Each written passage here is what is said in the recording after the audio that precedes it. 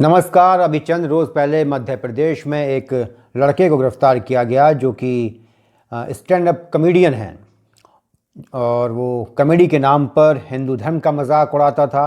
भगवान राम, माँ सीता, इनके ऊपर अश्लील और अपमानजनक टिप्पणियाँ करता था और उसे बड़ी मकबूलियत हासिल हुई अपनी इस ज़लील हरकत की वजह से। और जैसा कि हिंदुस्तान में एक चलन हो गया है, ख़ासकर जो उदारीकरण की नाजायज़ औलादें हैं वो बैठ जाते हैं ऐसी जगहों पर जाकर हा हा करके, खी करके, ताली बजाकर वो बड़ा उत्साहवर्धन करते हैं।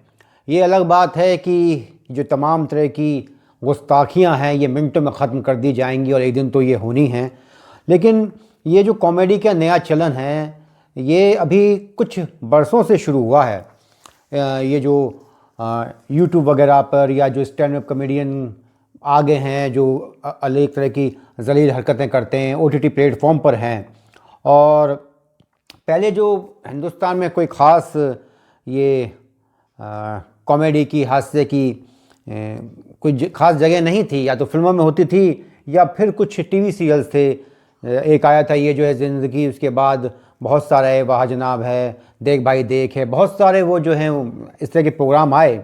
लेकिन असल में स्टेज शोज़ की शुरुआत ये जो हंसने के, हंसी मजाक के थे, ये पाकिस्तान में ही उमर शरीफ बहुत मशहूर हैं, वो आज भी हैं ज़िंदा ऊपर वाले के फजल करम से। और उन्होंने इसकी शुरुआत की और फिर वो उनका एक बहुत ही मशहूर प्रोग्राम हुआ करता था बकरा किस्तों पर। उसकी जो वीडियो कैसेट्स थी वो हिंदुस्तान में आया करती थी और उनकी नकल कर हिंदुस्तान में बहुत सारे लोग बड़े कॉमेडियन बन गए। आज जो हमें नज़र आते हैं हिंदुस्तान में बहुत बड़े बड़े नाम कॉमेडी के नाम पर, वो तमाम लोग वही हैं जिन्होंने सब कुछ नकल करके सीखा है। उमर शरीफ एंड पार्टीज से। खैर बहरहाल ये तो दुनिया में हर जगह होता है। हॉलीवुड की नकल बॉलीवुड में हुई और आते हैं तमाम कंसेप्ट ही फ़ॉरेन का है, ये मूवी मेकिंग या फिर टेली ड्रामाज। लेकिन होता ये था कि जब इस तरह के प्रोग्राम आते थे तो इसमें किसी भी तरीके की कोई बदतमीज़ी नहीं होती थी, कोई किसी पे कटाक्ष, किसी की के लिए अपमानजनक टिप्पणी करना। यहाँ तक कि पाकिस्तान में भी कभी ना हिंदू के ख़िलाफ़ ना हिंदुस्तान के ख़िलाफ़। उस वक्त जब वो उमर शरीफ का दौर था वहाँ तो मजाक भी चलता था। उमर शरीफ कहता था कि इमरान ने कहा कि कश्मीर का फ़ैसला क्रिकेट मैच से कर लीजिए, तो फिर कहता मुबारक हो, शारजाह में तो कश्मीर हमारा अपना हुआ। तो वो वहाँ भी तंज कसते थे। लेकिन अब एक नया दौर शुरू हुआ है इस ओटीटी प्लेटफॉर्म पर। इसमें धर्म का अपमान किया जाता है। और किस धर्म का? आप सिखों का अपमान करके देखिए, उनकी पग के बारे में कुछ कह के देखिए, वो आपकी थूथड़ी मांझ के रख देंगे। और ईसाई तो खैर वो किसी गिनती में आते ही नहीं हैं। और रहा सवाल मुसलमानों का, तो कुछ ऐसे हैं जो स्टैंड अप कॉमेडियन हैं, वो अपने मुस्लिम लिबास को लेकर और जो उनकी इस्लामी पहचान है उसको लेकर अपने ही ऊपर वो जो है जो उनके ऊपर शक किया जाता है उसके लेकर तो तंज कसते हैं। मगर इनमें किसी की इतनी जुर्रत, हिम्मत नहीं है कि वो कोई ऐसी बात कह दें जिससे जो धर्मगुरु हैं, इस्लामिक धर्मगुरु या जो कट्टर इस्लाम को मानने वाले हैं, वो नाराज़ हो जाएं। हम भी ये चाहते हैं कि किसी धर्म का अपमान ना हो, लेकिन हाँ, हिंदू धर्म के लिए ये सब ने छूट ले रखी है। चाहे वो फिल्में हों, चाहे टीवी सीरियल्स हों, चाहे ये नया दौर शुरू हुआ है ओटीटी प्लेटफॉर्म पर, इसमें तमाम तरह की जो है वो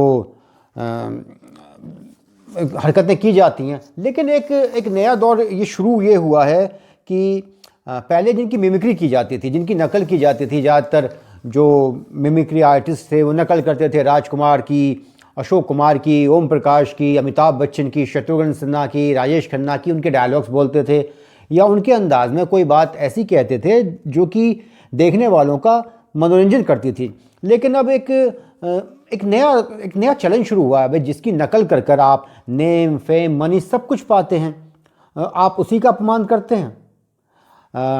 सनी देओल जो इतने बड़े एक्टर हैं, जो बहुत बड़े एक्शन स्टार हैं, जो बहुत बड़े, जो उनकी डायलॉग डिलीवरी है लोग बहुत पसंद करते हैं, लेकिन उनका हर स्टेज शोज़ में, किसी जो फिल्म प्राइज़ के जो प्रोग्राम होते हैं, इसके अलावा जो आजकल ये जो कॉमेडी के शोज़ हैं, तो उनका मजाक उड़ाया जाता है। दो चीज़ें हैं कि उन्होंने नल उखाड़ दिया गदर पिक्चर का, वो कहीं का गुस्सा कहीं निकालना है, वो 2.5 किलो का जो कोई घूसा भूसा, बस यही दो, एक वो नल उखाड़ने का सीन और एक घूसा चलाने का सीन। यही क्या सनी देओल ने अपनी पूरी ज़िंदगी में इसके अलावा शाहरुख खान का बड़ा मजाक उड़ाया जाता है उसके हकलाने को लेकर। एक उसकी फिल्म आई थी डर, जिसमें वो एक हीरोइन का नाम लेता है, 2-3 बार एक वो फम्बलिंग करता है, हकलाता है, वो अलग बात है, लेकिन आपने हर चीज़ में उसकी तमाम एक्टिंग को, तमाम अभिनय को, तमाम बातों को भूल गए, बस उसका हा हा करके वो की करके बोलता है, उसका जो मजाक उड़ाते हैं। अभी एक नई नई लड़की उभरी है, क्योंकि इसमें ये जो दौर है सोशल मीडिया का, इसमें रोज़ाना सैकड़ों सुपरस्टार बनते बिगड़ते हैं। वो लड़की कंगना रनौत की नकल करती है, उसके ऐसे बाल कर कर, ये कर कर।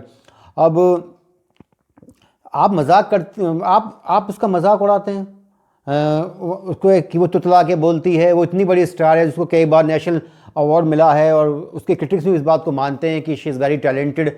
आप उसका मजाक उड़ाते हैं। वो लड़की ने भी एक प्रोग्राम बनाया, कह रही थी, वो ऐसे दिखाने की कोशिश कर रही थी कि कंगना को उसकी स्टेट, उसके डिस्ट्रिक्ट, उसके गांव के लोग नहीं जानते, वो तुतला के बोलती है, उसको कोई एक्टिंग नहीं आती, वो बदतमीज़ है। बड़ी अजीब बात है। आप जिसकी नकल कर कर आप कमा खा रहे हैं, इस तरह की आप हरकतें कर रहे हैं। अब इस लड़के की इतनी जुर्रत इसलिए हुई भगवान राम और भगवान सीता को लेकर, क्योंकि जो वहाँ पर बैठे हुए हैं, जो लाखों का पैकेज पाते हैं, जो ताली पीट के खुशियाँ मना रहे हैं, उन मल्टीनेशनल कंपनीज़ की नाजायज़ औलाद को पता नहीं है कि एक दस्तखत होंगे दिल्ली में, हुकूमत एक दस्तखत करेगी, दोबारा अपनी औकात पे आ जाओगे। 135 करोड़ की आबादी है हिंदुस्तान में, 50 करोड़ से ज़्यादा नौजवान बेरोज़गार हैं, ठीक है, वो नज़र नहीं आता। चर्बी इतनी ज़्यादा चढ़ गई है कि अपने इतिहास का, अपने धर्म का, अपनी संस्कृति का मजाक उड़ाओगे, और जब कार्रवाई होगी तो संविधान की आड़ लेकर उसके पीछे छिप जाओगे। कब तक छिप पाओगे?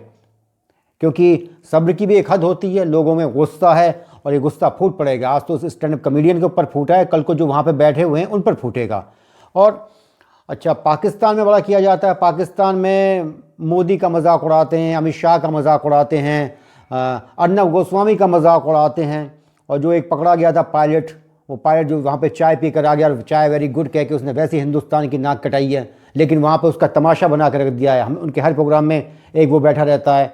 तो लेकिन अब क्या करें, क्योंकि वो तो विदेश के लोग हैं, उनसे हम क्या कह सकते हैं, उनका क्या बिगाड़ सकते हैं? ना तो हम उन पर कोई कानूनी कार्रवाई कर सकते हैं, और ना ही कोई ऐसी हरकत कर सकते हैं कि जिसकी वजह से उन्हें कोई दंड मिले। लेकिन सही बात तो ये कि अब समय आ गया है कि इस तरीके से जो बदतमीज़ी करते हैं, जो हिंदुस्तान का अपमान करते हैं, जो हिंदू धर्म का अपमान करते हैं, उनकी हड्डियों को तोड़ने का वक्त आ गया है। और यही वजह है आज जो सरकार हुकूमत में है, जो सत्ता नशी है, जो पार्टी प्रदेश से लेकर देश तक, वो किस वजह से आई है? उसने बस यही बात पकड़ ली है, जो छोटे मोटे मुद्दे हैं उसने वो नब्ज़ पकड़ ली है। उसका कोई बड़ा विजन नहीं है एग्रीकल्चर को लेकर, इकोनॉमिक को लेकर और तमाम चीज़ों को लेकर, लेकिन उसने वो चीज़ पकड़ ली है जिसकी भूख हिंदुस्तान के अंदर है। और ये क्या ज़रूरी है कि कॉमेडी के नाम पर, ह्यूमर के नाम पर आप सिर्फ बदतमीज़ी करेंगे, सिर्फ आप हिंदू धर्म का और मान्यताओं का और जातीय आधार पर आप मजाक उड़ाएंगे? और ये आप किसी जाति के, स्टैंड अप कॉमेडियन कहता है मैं बनिया हूँ, वो बनियों की बेइज्जती करनी शुरू कर देता है कि मैं पंजाबी हूँ, मैं जाट हूँ, अपनी जाति की बेइज्जती करेगा क्योंकि आप उस जाति से ताल्लुक़ रखते हो। तो इसका क्या मतलब है कि आपको लाइसेंस हासिल हो गया उस जाति, उस धर्म का अपमान करने का? अगर आप हंसाना चाहते हैं तो हंसाइए, हंसाने में बहुत मेहनत करनी पड़ती है। हरिशंकर परसाई जैसे जो बड़े लेखक थे व्यंग्य के, वो कितनी मेहनत के साथ लिखते थे। कपिल शर्मा के लिए हम कुछ भी कहें, लेकिन कपिल शर्मा ने कितनी मेहनत की है, वो आपको अपनी मेहनत से और एक स्वस्थ तरीके से हंसाता है। एक कवि है जो आजकल बड़ा तंज कसते हैं बीजेपी के ऊपर, लेकिन उनमें कोई उनके ऊपर उंगली नहीं उठा सकता। संपत सरल उनका नाम है। एक जॉनी बैरागी है। ये कवि लोग हैं, कुछ अच्छे स्टैंड अप कॉमेडियन जितने जो टेलीविज़न पे काम करते हैं। कपिल शर्मा हैं, सुदेश है, और उसका जो साथी है कृष्णा, वो थोड़ा करते हैं, लेकिन फिर भी कुल मिला के वो लोगों को हंसाते हैं सही तरीके से। सुनील ग्रोवर है, पहले राजू श्रीवास्तव है, और एहसान कुरैशी है, प्रताप फौजदार है, बहुत सारी बहुत लंबी लाइन है। ये तमाम कॉमेडियन हैं। शेखर सुमन भी अपना प्रोग्राम लेके आया करता था, और उसने भी एक बहुत ही हेल्दी जो है वो एंटरटेनमेंट दिया। किसी ने इस तरह की कोई बदतमीज़ी नहीं की। लेकिन ये जो इंस्टेंट रातों रात मशहूर होने की बात है कि आप अश्लील बातें करेंगे, जो शरीर के अंग हैं उनका नाम लेंगे, गाली गलौज करेंगे, तमाम तरह की, बड़ा अच्छा लगता है लड़की आके ऐसी बातें गाली गलौज करने लगी, और जो पुरुष या महिला अंग है उनके बारे में ऐसी बातें करने लगी। तो ये जो है उसको लाइसेंस मिल गया, वो हंसाने के लिए वो क्या नाम है कुछ भी करें, उनके लिए सब कुछ जायज़ है। और सही बात तो ये है कि ना हंसी के नाम पर ना कविता के नाम पर किसी को कोई इजाज़त नहीं होनी चाहिए। हर आदमी वो टैलेंटेड है या नहीं है, लेकिन आजकल वो स्टार बनना चाहता है, वो कॉमेडियन बनना चाहता है, वो एक्टर बनना चाहता है, डांसर बनना चाहता है, सिंगर बनना चाहता है, लिरिसिस्ट बनना चाहता है, स्क्रिप्ट राइटर बनना चाहता है। बनो भैया, क्यों, कोई कैसे रोक सकता है आपको? कोई नहीं रोक सकता। ये जो है आपका और तमाम चीज़ें हैं, ये जो यूट्यूब है, फेसबुक है, ट्विटर है, इंस्टाग्राम है और तमाम दूसरे OTT प्लेटफॉर्म हैं, टीवी पे होने वाले ये जो रियलिटी शोज़ हैं, उन सब ने बड़ा मौका दिया। बनो, तुम्हें हक है, लेकिन दूसरों को भी तो हक है, दूसरों को भी तो अधिकार है कि आप उनका अपमान ना करें, उनकी कला की बेइज्जती ना करें। बहुत संघर्ष के बाद लोग कोई मुकाम हासिल करते हैं। अब ये जो 2 टके की लड़की है जो कंगना रनौत का मजाक उड़ाती है, कितनी मेहनत की है कंगना ने। कंगना क्या है, कंगना कैसी पृष्ठभूमि से आई है, कंगना ने क्या किया उससे पहले, इससे हमें कुछ लेना देना नहीं है। लेकिन इस बात से तो कोई इनकार नहीं कर सकता कि उसने एक मकाम हासिल किया है और सालों साल की मेहनत की है। और ठीक है, आप उसकी मिमिक्री कीजिए, लेकिन मिमिक्री करने आप तो उसकी बेइज्जती करते हैं। ये एक नया चलन शुरू हुआ है जो बेइज्जती करने वाला है। आप उसके टैलेंट को एक्सेप्ट नहीं कर रहे हैं, लेकिन उसका मजाक उड़ा रहे हैं। उसी का क्यों मजाक उड़ा रहे हैं? इतने सारे स्टार्स हैं, उसका भी उड़ाइए। ये बात सही है कि एक ह्यूमन नेचर होती है कि जो माइटी पर्सन होते हैं उनको बेइज्जत करना एक हमेशा से ये बात रही है, इसमें कोई ये बड़ी बात नहीं है। पहले वक्त हुआ करता था कि जो हास्य कलाकार थे, जो विदूषक हुआ करते थे, जो कॉमेडियन हुआ करते थे, वो खुद का मजाक उड़ाकर दूसरों का मनोरंजन करते थे। लेकिन ऐसा नहीं है कि जो मोअज़्ज़ज़ लोग थे, जो कामयाब लोग थे, वो उनकी बेइज्जती नहीं करते थे, उनकी कॉपी ज़रूर करते थे। उनकी कॉपी करते हुए, उनकी मिमिक्री करते हुए कोई बात कहते थे और लोगों को हंसाने की कोशिश करते थे।